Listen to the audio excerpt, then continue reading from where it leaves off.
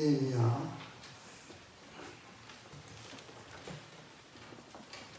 9장 23절부터 끝까지 볼 건데 본문이 기니까 나눠서 본문 읽고 말씀 전하겠습니다. 느헤미야 9장 23절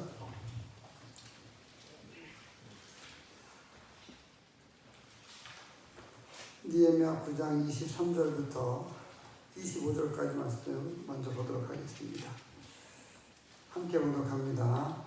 주께서 그들의 자손을 하늘의 별같이 많게 하시고 전에 그들의 열조에게 들어가서 차지하라고 말씀하신 땅으로 인도하여 땅에 주께서 그 땅 가나안 주민들이 그들 앞에 복종하게 하실 때 가나안 사람들과 그들의 왕들과 본토 여러 족속들을 그들의 손에 넘겨 임으로 행하게 하심에 그들이 견고한 성읍들과 기름진 땅을 점령하고 모든 아름다운 은이 가득한 집과 판 우물과 포도원과 감람원과 허당 과목을 차지하여 배를 살찌고 주의 큰 벽을 즐겨 싸우나. 아멘. 여기까지 보겠습니다. 말씀이 우리 안에 들어오면 그저께 말씀드렸죠. 우리가 변화가 있게 됩니다. 여인이 엄마가 아이를 갖게 되면 뱃속에서 생명이 점점 커지면서 왜 변화가 있는 것처럼 하나님의 말씀이 우리 안에 들어오면 우리는 어떤 형태로든 변화가 있게 됩니다. 변화가 없는 것은 생명이 없는 것이죠. 내가 예배를 하고 기도를 하고 말씀을 듣는데도 내 삶에 전혀 변화가 없다. 그러면은 하나님은 말씀이시고 생명이라고 했는데 그 생명이 우리 안에서 아직 싹이 트지 못하는 겁니다. 씨앗을 뿌리죠. 씨앗을 뿌리면은 조금 있으면은 싹이 트고 자라서 열매를 맺게 됩니다. 여러 과일을 맺게 되죠. 씨를 뿌렸는데도 그 씨가 싹이 트지 않는 것은, 열매 맺지 못한다는 것은 아직 그 껍질을 까고 그 안에 있는 순이 나오지 못했기 때문에 그렇겠죠. 생명이라고 한다는 것은 반드시 성장해야 되고 반드시 커져야 되는 것입니다. 우리가 말씀을 듣고 나가면 예배를 하면은 한 번 예배할 때하고 두 번 예배할 때하고 우리의 삶이 바뀌어져야 되는 거죠. 말하는 것도 바뀌고 생각하는 것도 바뀌고 행동하는 것도 바뀌어야 되는 것입니다. 그런데 바뀌지 않는다고 한다면 내가 예배했다고 하는데 말씀을 들었다고 하는데도 불구하고 내 삶에 변화가 없다고 한다면은 아직 우리 안에서 생명이 성장하지 못하고 있는 것이죠. 여러분, 혹시 여러분이 예배를 하고 수십 년 동안 신앙생활을 했는데도 제자리인 것 같고 그렇다고 한다면 기도하시기 바랍니다. 여러분에게 말씀이 없기 때문에 그런 것이 아닙니다. 말씀을 깨고 나와서 생명력 있게 성장을 해야 되는데 아직 그 부분이 안 되기 때문에 그렇습니다. 오늘 말씀을 들으시면서 기도하시면서 여러분 안에 있는 놀라운 그런 생명의 씨앗, 하나님의 말씀의 씨앗이 싹이 터서 이제부터 오늘 이 순간부터 쑥쑥 자라서 멋진 열매를 맺을 수 있게 되기를 주님의 이름으로 축원을 드립니다. 그 말씀이 들어가게 되니까 이스라엘 백성들은 회개하게 됐고 변하게 됐고 과거를 돌아보게 됐고 자신의 삶을 돌아보게 되었습니다. 그러면서 말씀이 들어가니까 성경을 읽으면서 오늘 보니까 하나님께서 하늘의 별같이 자손을 많게 해주신다는 그런 약속의 말씀을 그들이 다시 기억해 냈던 거죠. 그래서 하늘의 별처럼 많게 해주신다고 하는 그런 약속, 그리고 그 선조들을, 조상들을 말씀하신 땅으로 인도하셨다고 하는 그 말씀을 들었습니다. 즉 약속을 지키시는 하나님을 그들이 다시 고백하는 것이죠. 그러면서 24절, 25절 보게 되면은 그 약속을 받고 그들의 손조들이 약속 땅에 들어가서 많은 일들을 하게 되고 그 땅을 차지했다고 나옵니다. 성읍들과 기름진 땅을 점령했다고 25절에 나오게 되죠. 24절 끝에 보면은 그들의 손에 넘겨 임의로 행하게 하시며, 즉 하나님께서 이스라엘 백성에게 아브라함의 후손에게 전권을 위임했다는 것입니다. 전권을 줘서 그곳을 다 지배하게 만들었다고 한다는 것이죠. 그런데 26절, 그들은 순종하지 않았다 그랬습니다. 주를 거역했다 그랬습니다. 은혜도 반복이 되지만 죄도 반복이 됩니다. 죄의 반복인지 은혜의 반복인지 우리의 삶이 어떤 삶인지 한번 잘 스스로 살펴볼 필요가 있게 됐죠. 26절을 보게 되면 이들은 계속해서 순종하고 나갔으면 좋았을 텐데 순종하지 아니하니까 주님의 율법을 등지고, 즉 하나님의 말씀을 올바로 하나님의 말씀대로 올바로 행동하지 않는 것이죠. 26절에 등지고란 말은 주께 돌아오기를 권면하는 선지자들을 죽여 주를 심히 모독하였나이다. 아브라함 때는 믿음으로 잘 가서 하나님을 잘 섬기며 나갔는데 시간이 지나니까 그 다음 조상들이 하나님 말씀을 어기고 하나님 말씀을 순종하지 않았다는 거죠. 살만하면 하나님 떠나게 돼 있습니다. 내가 살만하고 먹고 사는 거 괜찮고 건강 괜찮고 그러면은 신기하게 하나님께 더 나와서 감사해야 되는데 오히려 하나님을 떠나는 경우가 더 많다는 것이죠. 괜찮으니까 사는데 별지장이 없으니까 그들의 눈이 다른 데로 돌아갔습니다. 이방을 쳐다보게 되고 우상을 쳐다보게 되고 하나님보다는 다른 게 더 멋진 것 같아서 그런 것을 보게 됐던 것이죠. 그렇게 해서 하나님을 떠나게 되니까 이들이 죄를 짓게 됐죠. 죄를 짓게 되니까 27절에 주께서 그들을 대적의 손에 넘기사 이렇게 얘기합니다. 예수 믿는 사람들이 고통을 당하는 것은, 예수 믿는 사람들이 어려움을 당하는 것은 이유가 다 하나님이에요. 하나님을 떠났기 때문에, 하나님을 떠나고 하나님을 온전히 예배하지 못하기 때문에 고난과 어려움이 있는 거죠. 왜 염려가 되고 왜 고난이 있고 왜 가슴이 아프고 왜 마음이 아픕니까? 하나님께 진짜 예배 드리지 않기 때문에 그렇습니다.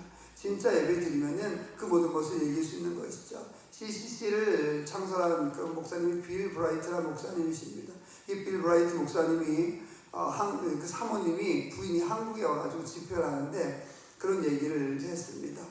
어느 날 이제 미국에 있을 때 그 빌 브라이트 목사님한테 기자가 와가지고 물어봤답니다. 당신은 염려와 걱정이 정말 없습니까?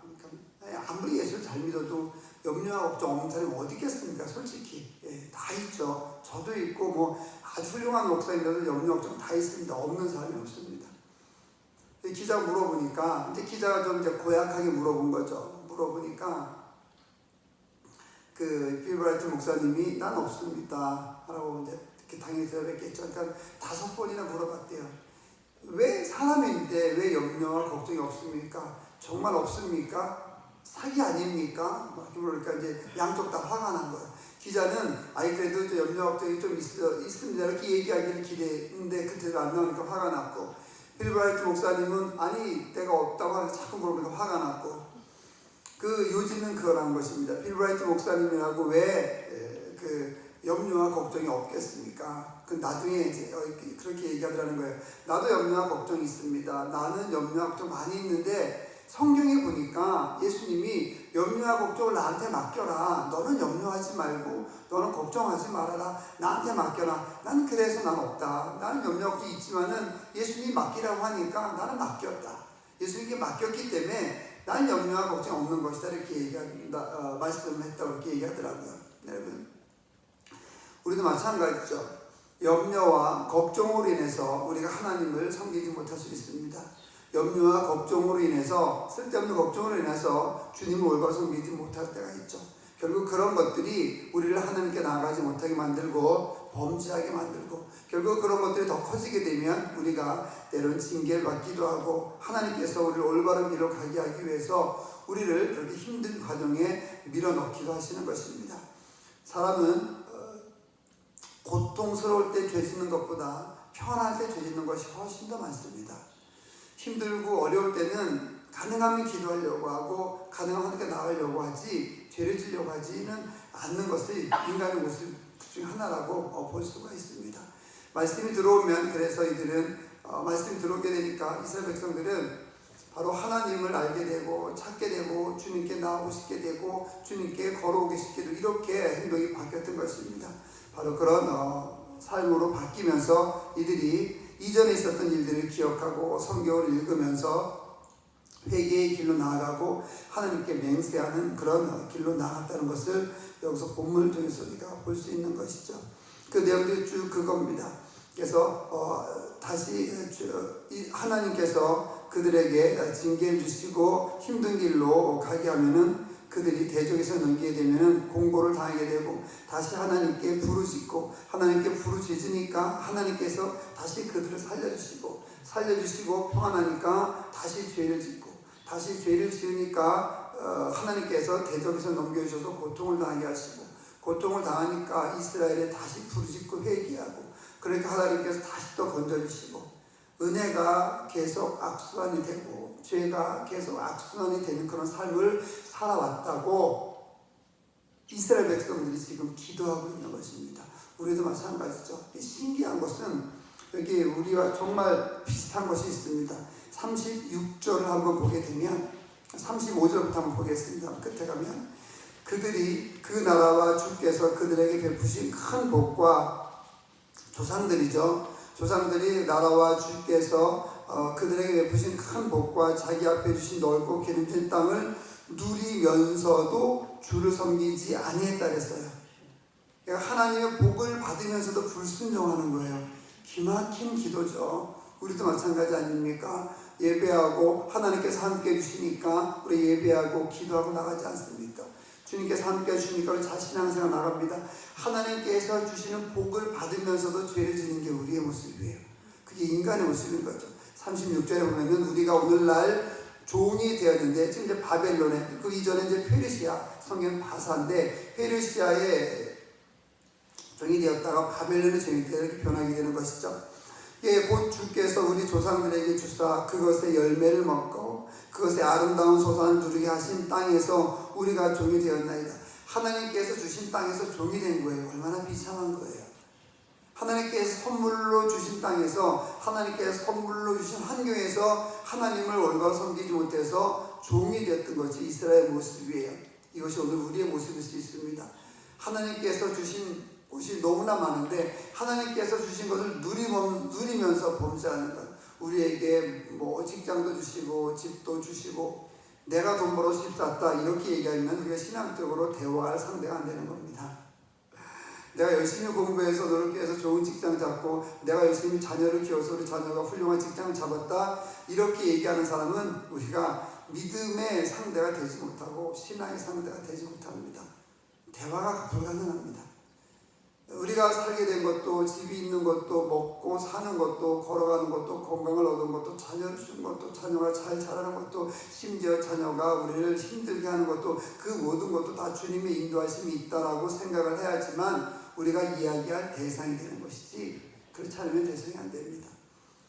오늘 뭐 여기 본 말씀을 보게 되면 하나님께서 많은 걸 주셨어요. 먹고 살게 해주셨고 집도 주셨고 직장도 주셨고 모든 환경 주시고 자녀도 주시고 부모도 주시고 다 주셨어요. 이 모든 것이 다 주님께서 우리에게 주신 복이에요.